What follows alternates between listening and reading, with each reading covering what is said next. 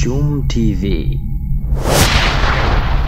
Furaha kiganjani.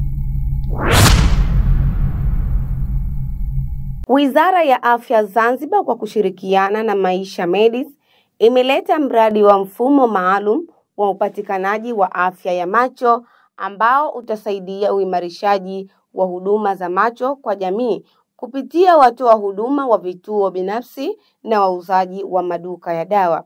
Mradi huo wa Maisha Medis wa upatikanaji wa miwani ya macho ambao utajikita zaidi kuwasaidia wauzaji wa dawa kuweza kupima na kuchunguza hatua za awali huduma za macho kwa jamii.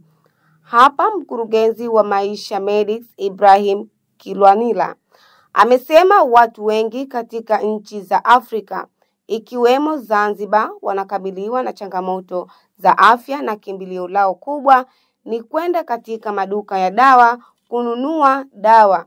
Hivyo katika kuboresha afya bora kwa jamii, mradi utafanya kazi zake Zanzibar kuhakikisha jamii inapata huduma sahihi na stahiki. Hii ni Chum TV Online.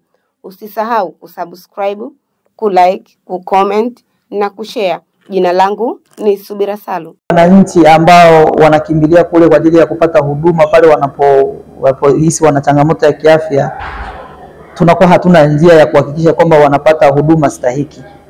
Kwa hiyo sasa Maisha Medis imejikita kuhakikisha kwamba hawa watoa huduma ambao wanahudumia jamii moja kwa moja kwa maana ya mafamasi na maduka ya dawa, kuhakikisha tunawapa nyenzo za kufanya biashara yao kwa uweledi ili kuhakikisha kwamba kwanza wapate faida ya hiyo biashara, lakini mbili kuhakikisha kwamba huduma ile wanayoitoa kwa jamii ni ile ambayo at least ina meet standards na jamii inafaidika na hiyo huduma kulingana na kipato chao ambacho wanakuwa nacho. Kwa hiyo kadri unavyozidi kuongeza umri, zile nguvu za kuona zinapungua.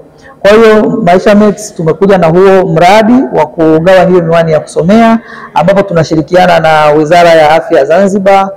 Tumeweza kukaa nao, tukajadiliana, tukatengeneza hiyo program ili iendane na sera na utaratibu wa afya ya macho, upatikanaji wa afya ya macho wa Zanzibar. Kwa hiyo vimechaguliwa vituo kadhaa, pharmacy kadhaa ambazo kwa sasa hivi tuko kwenye training. Leo ni siku ya pili, tuna wind up training zimefanyika kuanzia jana na leo, ambapo wamepewa elimu ya ujumla kuhusiana na afya ya macho na changamoto mbalimbali za macho, na lengo kubwa ni kuhakikisha kwamba tutashirikiana na hivyo vituo kuweza kufacilitate upatikanaji wa hiyo miwani ya kusomea kwenye jamii. Katika programu hii ya macho, mfumo wa Maisha Medis utakuwa unawasaidia vituo na wale attendants wa vituo kuweza kuchukua taarifa za mteja na zile dalili za mwanzo alizonazo mteja ili kuweza kujua kama ni mteja ambaye anatakiwa mgonjwa au mteja ambaye anatakiwa kupata miwani au ni ambaye anatakiwa kupewa rufaa na kwenda katika hospitali iliyoko karibu naye. Kwa mfano wateja ambao wana kisukari, wana pressure, au kwa wateja ambao wana umri chini ya miaka 40 inabidi apewe rufaa aweze kwenda hospitali.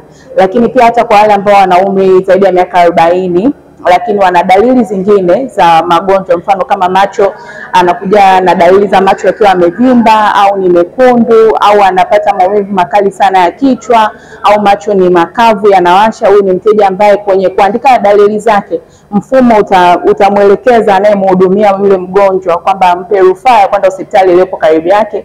Lakini pia kwenye mfumo ataweza kuandika ile hospitali ambayo amempa rufaa mgonjwa aende, na kupitia mfumo pia tutaweza kumtrack huyu mteja katika ile hospitali aliyoenda na kujua kama amepata huduma stahili. Tani kwa wagonjwa ambao wameshafikia miaka 45 na kuendelea.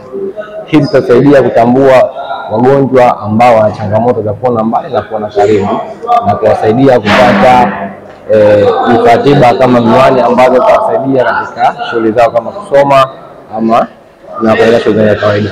Hii imebeba mambo mengi kabisa yenye manufaa kwa jamii zetu, kwa sababu sana ukiangalia changamoto nyingi za macho sasa hivi zipo.